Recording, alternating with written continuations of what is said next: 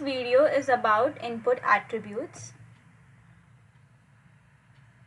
So in this HTML file, I have included all the input attributes that are available in HTML.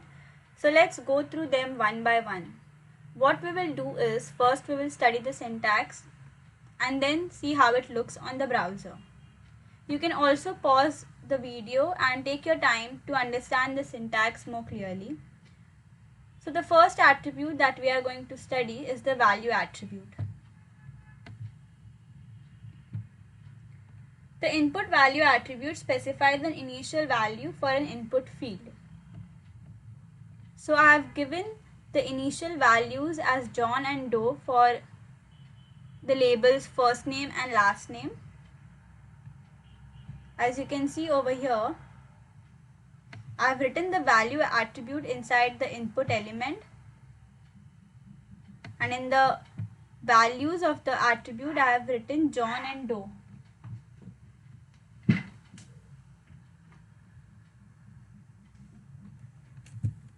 And on the browser, as you can see, the text fields of first and last name will have these initial values. Then the next attribute is the read-only attribute. The input read-only attribute specifies that an input field is read-only. A read-only input field cannot be modified. The value of a read-only input field will be sent when submitting the form. So I have written the read-only attribute inside the input element for first name, and I have not written this attribute for last name.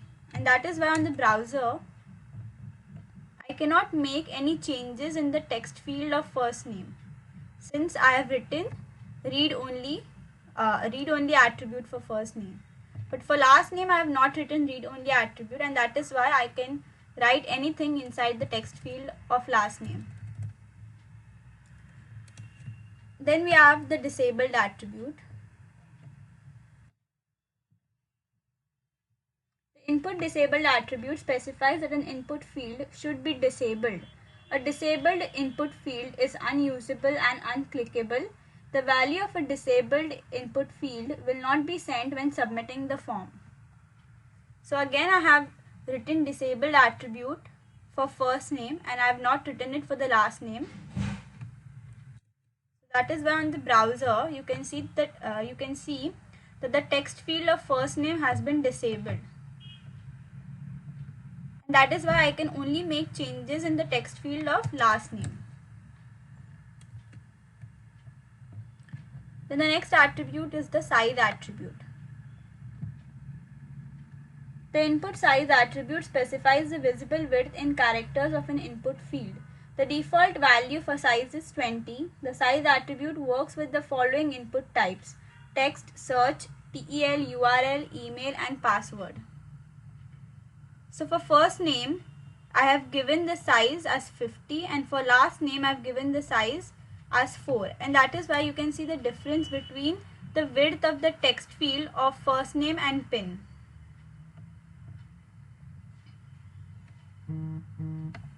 Over here.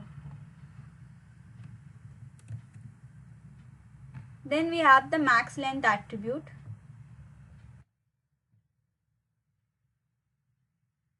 The input max length attribute specifies the maximum number of characters allowed in an input field. When a max length is set, the input field will not accept more than the specified number of characters. However, this attribute does not provide any feedback. So if you want to alert the user, you must write the JavaScript code. So I have written max length attribute for the label PIN, and I have given the value as 4. And that is on the browser. If I try to write more than 4 numbers in the text field of PIN, I won't be able to write more than 4 characters inside the text field of PIN, and that is because of the max length attribute. Next we have the min and max attribute. The input min and max attributes specify the minimum and maximum values for an input field.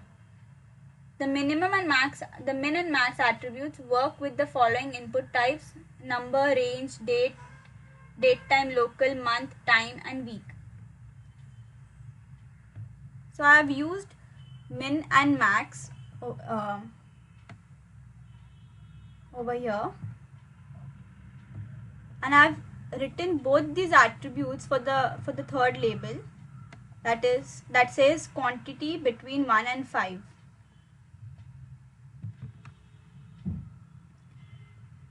And the values that I've given for min and max attributes are 1 and 5. That is why on the browser over here, I can only enter a number between 1 and 5. And similarly for this label, I have given max value as 1979-12-31, and that is why the calendar over here will start from December 1979.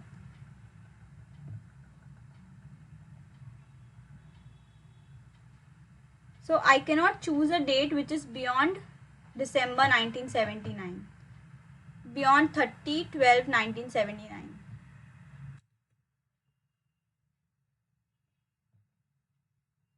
Then we have the multiple attribute.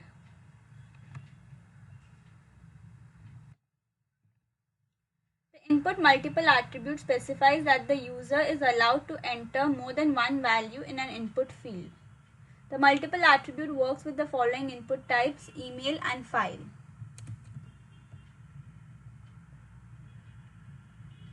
So this form displays multiple attribute, and this is how it works. I can choose multiple files. Next we have the pattern attribute. The input pattern attribute specifies a regular expression that the input field's value is checked against when the form is submitted. The pattern attribute works with the following input types: text, date, search, URL, TEL, email, and password.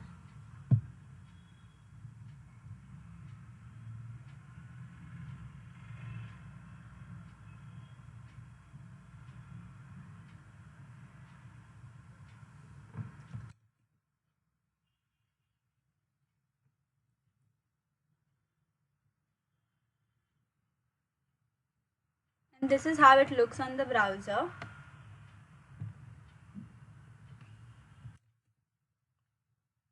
Next we have the placeholder attribute.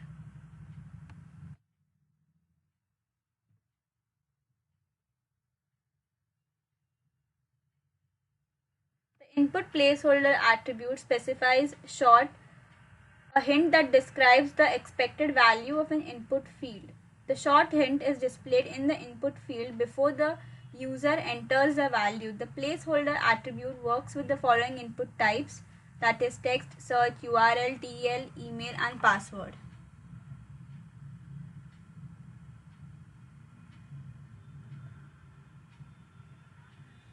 So over here, inside the placeholder attribute, I have written this value, and that is why on the browser, this particular text field will show this value, which is an example for this text field.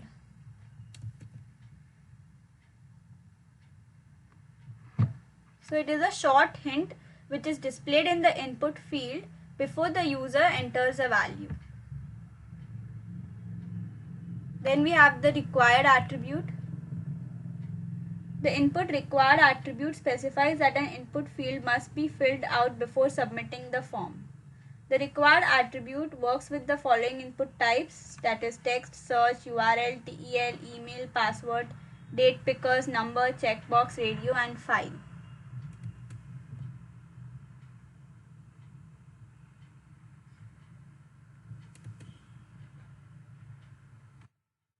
So simply you have to write the attribute required, and on the browser it is necessary that you write something inside this text field, and it also shows that please fill out this field. So that is because of the required attribute.